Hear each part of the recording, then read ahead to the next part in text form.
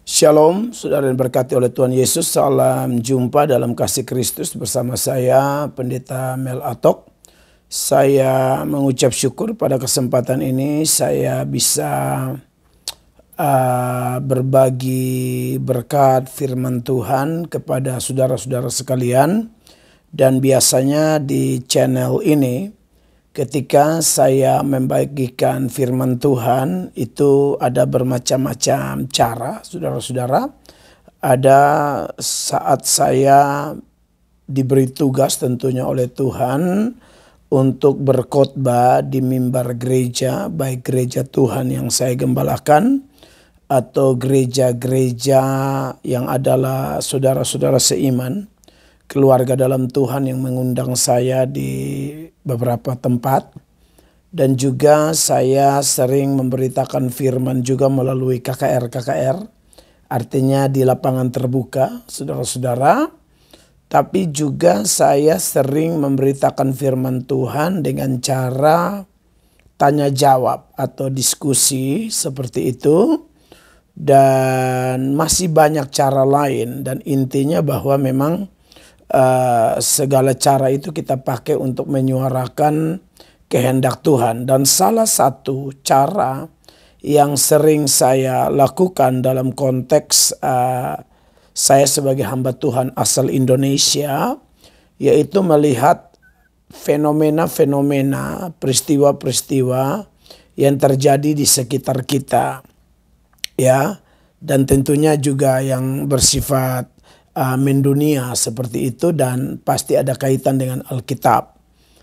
Nah, per hari ini saudara-saudara, salah satu berita yang paling viral yaitu tentang Gus Miftah, seorang penceramah dari Islam dengan seorang penjual es teh, ya, dalam sebuah acara ceramah dari Gus Miftah di kalangan orang Islam tentunya. Lalu ada penjual es dan mungkin secara manusia Gus Miftah sebagai seorang penceramah yang memang boleh dikatakan berilmu, pintar, dan sangat mampu untuk membuat suasana ceramahnya itu menarik begitu ya. Karena Gus Miftah orangnya juga fasilida, kocak juga ya, dan mungkin itu satu bakat dari seorang penceramah sekelas Gus Miftah. Dan saya pribadi sebagai warga negara Indonesia, walaupun saya agama Kristen, saya juga seorang pengkhotbah atau penceramah di kalangan Kristen. Saya pribadi memang salah satu tokoh Islam penceramah yang saya suka adalah Gus Miftah, karena beliau itu dalam ceramah-ceramahnya memang sangat nasionalis, di mana beliau sudah berkali-kali melalui ceramahnya menyuarakan tentang hormat menghormati, toleransi, dan luar biasanya kami sebagai orang Kristen betul-betul merasakan dampak dari ceramahnya beliau. Dampak yang saya maksud adalah dampak secara kebangsaan dalam konteks kebinekaan. Saya melihat memang Gus Miftah dan beberapa penceramah seperti Gus Miftah itu memang sangat ngefek gitu ya. Tetapi per hari ini ketika candaan Gus Miftah itu kemudian dipersoalkan, viral banget, dan saya posisi saat buat video ini saya lihatnya di Amerika. Saudara-saudara, saya dan istri ada tugas pelayanan di Amerika. Lalu di waktu senggang kan tak terhindarkan ya, kita untuk waktu senggang sebelum istirahat dan lain sebagainya lihat-lihat TikTok. Dan saya lihat kok viral banget, apa sih penjual es begitu. Mungkin karena nonton itu lalu muncul lagi berita-berita yang sama yang berkaitan gitu. Oh, ternyata ada candaan Gus Miftah, dan kemudian berujung Gus Miftah minta maaf. Bahkan sudah pergi ke rumah penjual es itu. Saya lihat Gus Miftah sangat niat sekali dalam minta maaf. Dan kemudian Gus Miftah sudah ketemu, berpelukan, minta maaf dan lain sebagainya. Ya, tapi di sisi lain juga banyak orang yang memang kecewa. Saya lihat seperti itu ya. Apalagi yang saya lihat kecewa paling banyak di kalangan teman-teman Islam sendiri gitu ya. Jadi Gus Miftah memang sudah minta maaf bahwa beliau memang hilaf. Dia sangat minta maaf kepada penjual es itu secara pribadi, tetapi juga kepada bangsa Indonesia. Nah, konteks bangsa Indonesia ini kan sudah bicara tanpa pandang agama apa lagi gitu ya. Karena ini saya bicara dalam konteks kemanusiaan gitu ya. Nanti tentu saya kaitkan dengan agama, tapi versi agama saya. Dan saya juga seorang penceramah, jadi melihat Gus Miftah minta maaf, dan dia menyadari dia hilaf, lalu dia juga belajar dari kesalahan sebagai pembicara di publik. Nah, kebetulan saya ini juga pembicara di publik, di media sosial. Saya kalau lihat segala sesuatu itu, yang pertama saya lihat firman, berusaha lihat firman, dan kemudian lihat diri. Itu yang selalu saya ajarkan ketika saya harus membuat konten video yang bertolak dari meresponi satu fenomena di sekitar kita yang viral atau di bangsa kita. Ya, saya pikir apa yang terjadi pada Gus Miftah ini memang menjadi pelajaran berharga buat pembicara dari agama manapun, apalagi yang sudah terbiasa bermain di media, atau kalau dalam konteks Kristen kan tidak ada sesuatu kebetulan gitu ya. Tidak ada sesuatu kebetulan, semua atas izin Tuhan, termaksud ketika Tuhan mengangkat orang, mempromosikan orang dalam bidangnya masing-masing, termaksud rohaniwan seperti kami pendeta, itu pasti atas izin Tuhan. Sebelum Gus Miftah ini beberapa waktu yang lalu kan hal senada dialami oleh pendeta Gilbert, ketika beliau juga sebenarnya bercanda mungkin dan menyinggung beberapa saudara beragama Islam, tapi puji Tuhan kelihatan masalahnya sudah bisa diselesaikan secara hukum atau bagaimana, kelihatannya sudah baik, sudah ada titik terang. Tapi pada intinya adalah orang-orang ini minta maaf ya. Saya kalau menghina orang ini, saya lihat siapapun bisa salah di situ ya. Saya pernah nonton juga dan saya pernah bikin tanggapan ketika Ustadz Abdul Somad ya mungkin sadar tidak sadar menghina Rina Nose seperti itu, dan itu cukup viral ya. Ada di channel saya, ada tuh saya meresponi karena memang itu sudah menghina fisik ya. Bla bla lah, saudara yang mungkin masih ingat video itu, saya tidak mau ngomong kembali. Saya hanya mau contohkan saja ini, baik penceramah-penceramah yang sangat terkenal baik di Islam, baik di Kristen ya, kita sering mengalami masalah-masalah ini. Saya pribadi waktu nonton ini saya ngomong sama istri saya bilang, wah ini kita nih nonton kayak begini nih langsung ingat diri gitu loh ya.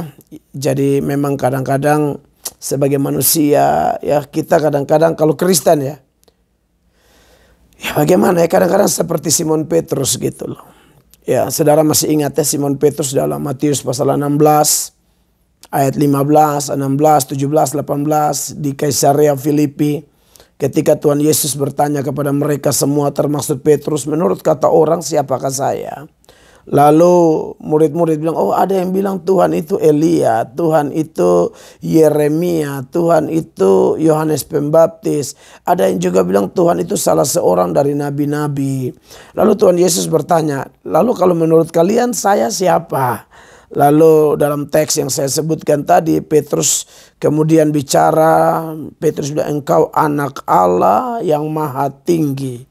Ya, dan Tuhan Yesus bilang, Simon bin Yunus atau bin Yohanes, engkau bersyukur karena bukan kamu yang berkata-kata, tapi Bapa yang mengatakan itu melalui kamu. Dan Tuhan kemudian menyebut Petrus dengan istilah batu karang. Memang penjelasan tentang batu karang tentu sangat ada penjelasan khusus, tapi bukan itu maksud saya. Maksudnya ada satu pujian loh gitu. Engkau ini batu karang, ya kan? Ya, Petrus, Kefas itu batu karang. Kalau Petros itu sebenarnya arti katanya adalah batu kecil. Tetapi kemudian kalau saudara mengikuti ayat itu, beberapa ayat setelah itu ya.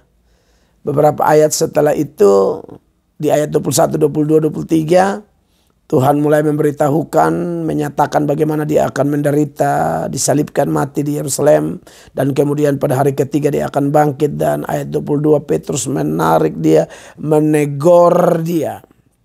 Ya, lalu kemudian di ayat 23 Tuhan pun akhirnya menegur Petrus yang berkata, "Nyala iblis, engkau memikirkan apa yang tidak dipikirkan oleh Allah. Engkau suatu batu sandungan bagiku."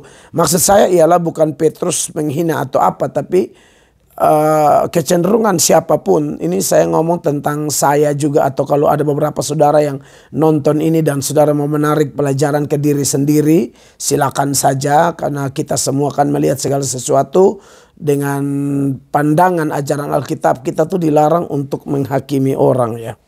Kita lihat lalu kita tarik ke diri gitu loh. Jadi maksud saya begini, kadang-kadang kalau kita sudah di posisi atas, sudah diangkat, sudah dapat banyak berkat, dapat posisi, dapat jabatan, dapat promosi, dapat kesempatan-kesempatan yang mungkin tidak dialami oleh orang lain, diberikan dispensasi-dispensasi, kemudahan-kemudahan dalam kehidupan kita, memang kecenderungan kita lupa diri ya. Saya omong ini karena saya ini takut dengan satu keadaan di mana lupa diri. Yang harusnya jadi berkat malah jadi batu sandungan seperti Petrus ya. Apa yang dialami oleh Gus Miftah, Pendeta Gilbert, bahkan saya sendiri pernah juga salah bicara. Ya memang dalam hal menggunakan mulut ini juga bahaya ya. Apalagi sudah konteksnya menghina. Memang kalau dalam konteks Kristen, menghina, aduh itu tidak boleh. Apalagi menghina orang miskin, menghina fisik orang dan lain sebagainya. Ya saya sebelum bertobat ini memang saya ini seorang yang suka ejek, olok. Dan kadang-kadang punya ketakutan tersendiri. Jangan sampai ini terbawa saat berkhotbah atau berceramah ya saudara-saudara. Di dalam Amsal 17 ya. Amsal 17 ayat 5 secara eksplisit ayat itu mengatakan begini, siapa mengolok-olok orang miskin menghina penciptanya. Ya. Jadi kalau mengolok-olok orang miskin menghina penciptanya itu Kristen. Kalau di Islam mungkin ada pandangan senada atau serupa seperti itu ya menurut ayat kitab sucinya orang Islam atau ajaran Islam. Kalau di Kristen jelas, ini salah satu ayat saja nih. Siapa mengolok-olok orang miskin menghina penciptanya. Jadi memang kalau saya lihat Gus Miftah punya candaan tuh memang kalau kita lihat apalagi video-video pendek, aduh kita sedih. Saya sampai bingung loh saudara. Saya kalau sampai bikin video ini artinya memang cukup berpengaruh pada pikiran dan perasaan saya juga begitu ya. Makanya ini sudah waktu Amerika, sudah jam berapa waktu saya bikin video nih, 10:30 malam ya. Saya berpikir untuk bikin video hanya untuk selain saya mempunyai perenungan dan introspeksi secara pribadi, juga tentu saya berharap buat kita semua, kawan-kawan pelayan, para pendeta, kita saling mengingatkan supaya kita ya hati-hati ya. Alkitab bilang di bagian lain dalam banyak bicara tuh kadang-kadang kita salah ya. Saya cek ayatnya dulu. Dalam banyak bicara bisa terjadi banyak kesalahan. Ya. Amsal 10 ayat 19 firman Allah bilang begini. Di dalam banyak bicara pasti ada pelanggaran. Makanya kalau kita bandingkan dengan kebenaran firman, Alkitab bilang kalau mau bicara, bicaralah sebagai orang yang menyampaikan firman Allah. Ya, sebab Amsal 10 ayat 19 bilang di dalam banyak bicara pasti ada pelanggaran, Tetapi siapa yang menahan bibirnya berakal budi. Ya kan? Lalu ayat 21 dia bilang bibir orang benar menggembalakan banyak orang. Ya, tetapi orang bodoh mati karena kurang berakal budi. Ya, jadi memang dalam hal menggunakan mulut nih memang harus hati-hati ya. Di dalam ayat yang lain saudara-saudara Yakobus ya. Yakobus pasal 3 itu ayat 9 firman Allah berkata, dengan lidah kita memuji Tuhan Bapa kita, dengan lidah kita mengutuk manusia yang diciptakan menurut rupa Allah. Dari mulut yang satu keluar berkat dan kutuk. Hal ini saudara-saudaraku tidak boleh demikian terjadi. Ya, di Amsal 18 ayat 21 bilang hidup dan mati dikuasai lidah. Siapa suka menggemakannya akan memakan buahnya. Makanya kalau kita bandingkan dalam hal penggunaan kata-kata ini, kita semua belajar dari peristiwa yang viral ini lalu dikaitkan dengan firman Allah. Memang kita harus betul-betul memiliki kata-kata Kristus. Kolose 3 ayat 16 bilang begini.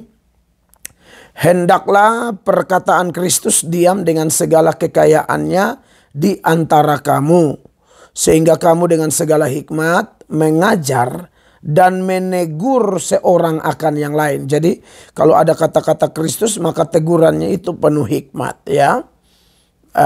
Ini saya akan bahas cukup dalam ya, cukup banyak seputaran penggunaan mulut, kata-kata, bibir ya. Dikatakan sehingga kamu dengan segala hikmat mengajar dan menegur seorang akan yang lain, dan sambil menyanyikan mazmur dan puji-pujian dan nyanyian rohani kamu mengucap syukur kepada Allah di dalam hatimu. Jadi ini seputaran penggunaan kata-kata. Saya tambah lagi Kolose pasal 4, satu pasal kemudian ayat 6 dikatakan hendaklah kata-katamu senantiasa penuh kasih, jangan hambar, sehingga kamu tahu bagaimana kamu harus memberi jawab kepada setiap orang ya.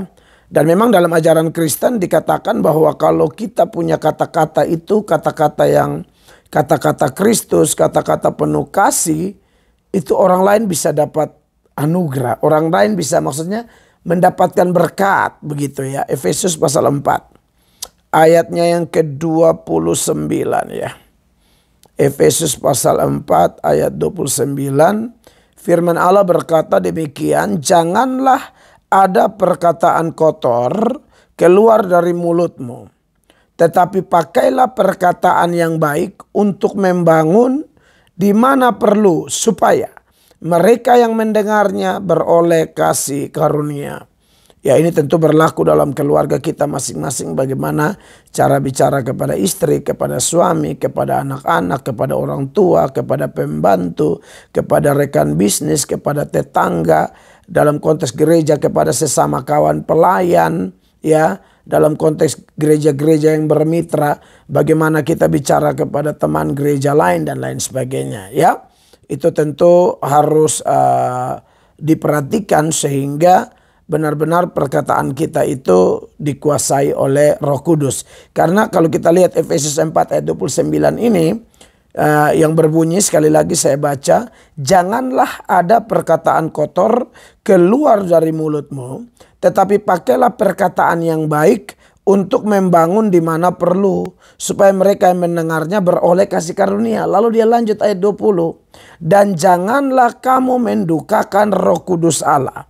Jadi ternyata kata-kata yang melukai atau menghina, mengutuk, ya, itu betul-betul mendukakan Roh Kudus. Dengan kata lain, sebaliknya, kalau Roh Kudus berkuasa atas kita, justru kata-kata kita adalah kata-kata yang memberkati. Nah, berarti kuncinya adalah orang Kristen memang kita harus dipenuhi Roh Kudus. Kalau tidak bahaya. Kita bisa salah ngomong, kita bisa kalau saya istilah saya Indonesia Timur ya, makan puji gitu loh. Orang bisa makan puji, Lalu mulai karena sudah terkenal, sudah diundang kemana. Jujur aja saya ini omong ini saya betul-betul salah satu tujuannya adalah omongin diri sendiri gitu loh. Saya melihat langsung merespon dengan video ini. Setiap kali lihat video ini saya ingat pernah di Amerika tanggal berapa nih hari ini nih. Waktu Amerika 4 atau 3 Desember nih. Tunggu ya saya lihat, saya lupa tanggal soalnya. Oh 3 Desember, sudah 4 Desember di Amerika, di Indonesia. Melihat video ini saya berpikir tentang diri saya. Tapi juga saya mau sampaikan saja karena secara jujur kan saya salah satu yang mungkin banyak orang anggap saya bicaranya keras ya gitu ya. Nah ini hal yang berbeda nih saya mau kasih tahu ya. Yang kita dilarang tadi itu kayak menghina fisik apa itu tidak boleh. Atau yang bercanda-bercanda yang justru mencederai firman dan kebenaran itu tidak boleh. Tapi kalau kata-kata keras dalam artian menyampaikan kebenaran seperti Tuhan Yesus berkhotbah lalu mengatakan celakalah kamu kayak gitu-gitu ya. Hei ular beludak ya. Turunan ular beludak, hai ular-ular dan lain sebagainya. Supaya lebih mantap saya buka saja ayat-ayatnya. Saya mau buat perbedaan di sini. Kalau ini bukan kategori menghina, ini lain kekasih Tuhan ya. Saya tunjukkan ini dilakukan oleh banyak hamba Tuhan. Ya saya langsung mulai dengan Tuhan kita sendiri gitu loh. Ini pribadi yang kudus, dahsyat, luar biasa tapi mengatakan hal itu nih. Dalam Matius 12 ayat 33-34 Tuhan Yesus bilang begini. Jikalau suatu pohon kamu katakan baik maka baik pula buahnya. Jikalau suatu pohon kamu katakan tidak baik maka tidak baik pula buahnya. Sorry. Minum Coca-Cola, jarang minum Coca-Cola. Minum akhirnya jadi apa orang Kuba bilang doak. Saya tidak tahu istilah apa ya kalau Indonesia ya, doak ya. Saya lupa. Pokoknya doa. Hah? Cendawa? Sendawa. Thank you, Mam. Iya, sendawa. Coca-Cola. Saya jarang minum Coca-Cola tapi tidak tahu kumat apa pengen sedikit-sedikit Coca-Cola. Oke. Lupakan sendawa. Sendawa. Ya, ulang ya. Matius 12 ayat 34 mengkritisi rohaniwan palsu. Tuhan bilang begini, hai kamu keturunan Matius 12 ayat 33 rohaniwan yang kulit luarnya jubah agama tapi dalamnya busuk, jahat. Tuhan bilang begini, jikalau suatu pohon kamu katakan baik maka baik pula buahnya. Jikalau suatu pohon kamu katakan tidak baik maka tidak baik pula buahnya. Sebab dari buahnya pohon itu dikenal. Lalu ayat 34 Tuhan Yesus bilang begini. Hai kamu keturunan ular beludak. Bagaimanakah kamu dapat mengucapkan hal-hal yang baik. Sedangkan kamu sendiri jahat. Karena yang diucapkan mulut meluap dari hati. Orang yang baik mengeluarkan hal-hal yang baik dari perbendaharaannya. Yang baik dan orang yang jahat mengeluarkan hal-hal yang jahat dari perbendaharaan yang jahat. 36. Tetapi aku berkata kepadamu setiap kata sia-sia yang diucapkan orang harus dipertanggungjawabkan pada hari penghakiman. 37. Karena menurut ucapanmu engkau akan dibenarkan dan menurut ucapanmu pula engkau akan dihukum. Jadi saudara lihat apa yang saudara dapati dari teks ini. Tuhan Yesus sedang bilang kamu tuh keturunan ular beludak. Tapi ternyata omongan ini dilanjutkan dengan menjelaskan tentang kata-kata. Ya. Tuhan Yesus tentu bukan standar ganda. Ini Tuhan yang kudus dan tidak pernah berdosa. Dia tidak standar ganda. Di sisi lain dia melarang orang berkata-kata secara salah. Tapi dia sendiri bilang ular beludak. Berarti harus dipahami begini. Sebagai pribadi yang kudus dan tidak mungkin salah.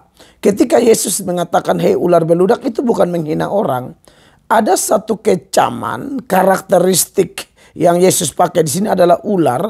Karena orang-orang ini penipu, ngomong lain bikin lain. Sedangkan Yesus tidak demikian. Yesus memberikan apa yang betul-betul benar adanya, apa yang dia ngomong, apa yang dia lakukan selaras. Yesus tidak ada bercanda-bercanda kayak mungkin saya atau pendeta Gilbert atau yang lain-lain. Tidak. Ya. Tuhan Yesus itu ngomongnya tepat. Ya, tidak mungkin berdosa kalau saya masih bisa salah, ya. Nah, maksud saya gini lah. Artinya bahwa kalau mendengar ada kata-kata yang tegas dalam sebuah khotbah dan itu ada dasar kitab suci dan itu ada pendukung-pendukung firman, ada ayat-ayat yang mendukung, maka itu tidak bisa dikategorikan menyalahgunakan mulut, tidak. Ya.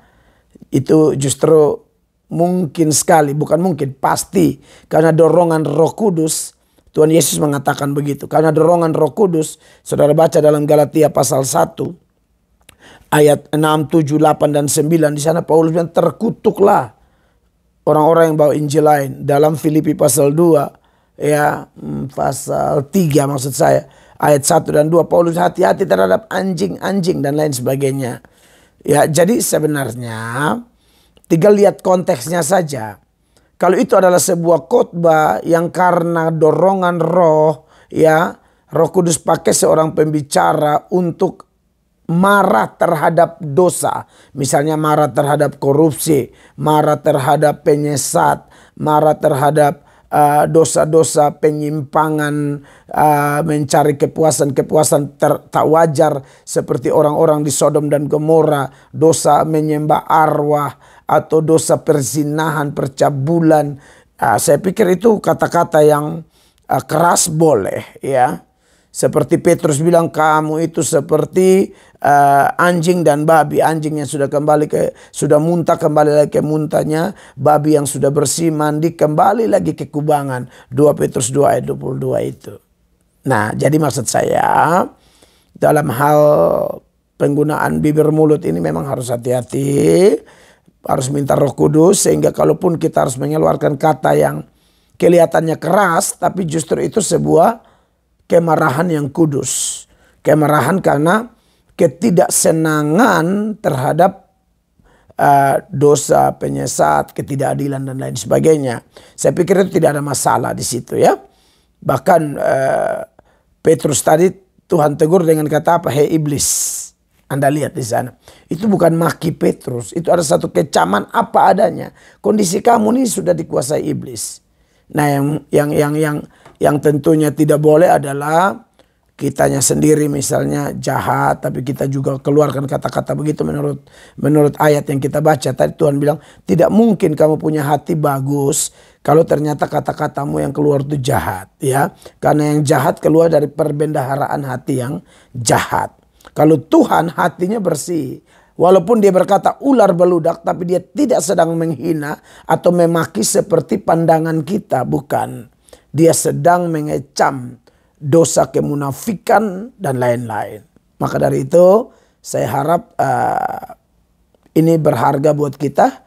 Jadi memang kalau bercanda yang bodoh-bodoh itu jangankan Gus Miftah, ya, pendeta pun harus belajar, hati-hati.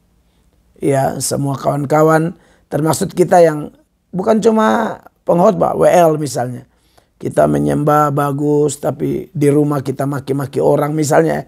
Menurut saya itu kita tipu di mimbar, ya. Kita tidak bisa begitu. Kita memang harus hati-hati.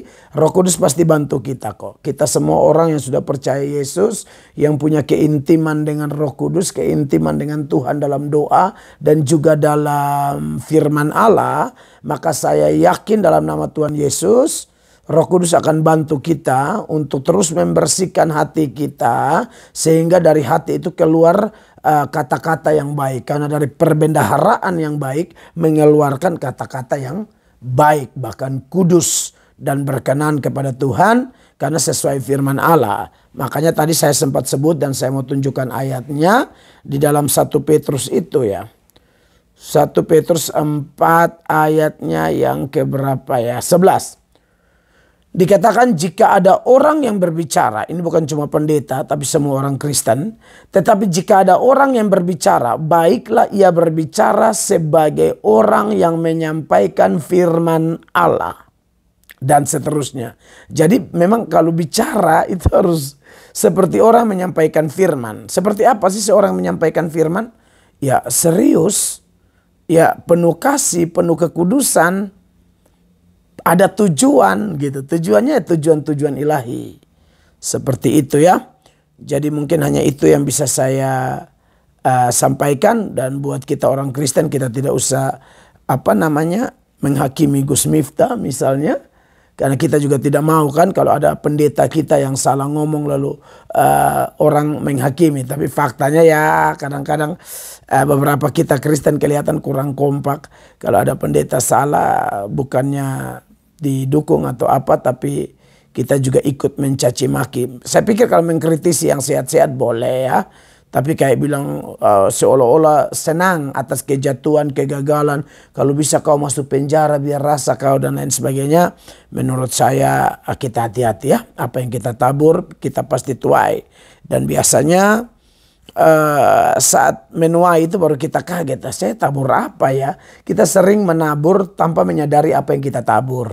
Maka dari itu hati-hati, periksalah apa yang kita tabur. Pastikan kita menabur yang baik dalam perilaku, dalam kata-kata, dalam segala hal ya.